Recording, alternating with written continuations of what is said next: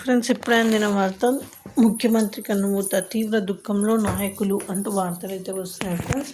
మరి దాని గురించి వీడియో చేయడం అనేది జరుగుతుంది ఫ్రెండ్స్. వీడియో స్కిప్ చేయకుండా చివరిదాకా చూడండి, అలా అయితేనే మీకు పూర్తి ఇన్ఫర్మేషన్ అనేది అందుతుంది. అలానే ఫ్రెండ్స్, దయచేసి సబ్స్క్రైబ్ చేయండి. సబ్స్క్రైబ్ చేయడం వల్ల మీకు నేను చేసే ప్రతి ఒక్క ఇన్ఫర్మేషన్ నోటిఫికేషన్ రూపంలో వస్తుంది.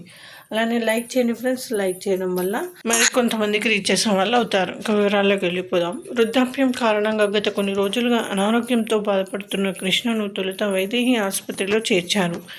ఆ తర్వాత ఊపిరితిత్తుల ఇన్ఫెక్షన్ కారణంగా మణిపాల్ ఆసుపత్రిలో చేరారు.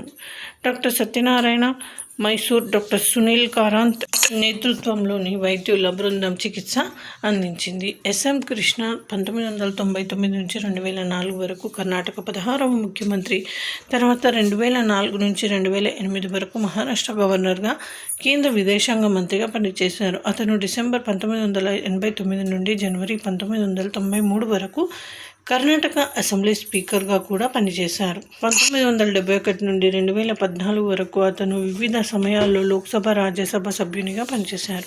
2017లో బీజేపీలో చేరారు. చాలా కాలంగా కాంగ్రెస్లో గుర్తింపు పొందిన ఎస్ఎం కృష్ణ మారిన రాజకీయ పరిస్థితుల కారణంగా 2017 మార్చిలో బీజేపీలో చేరారు.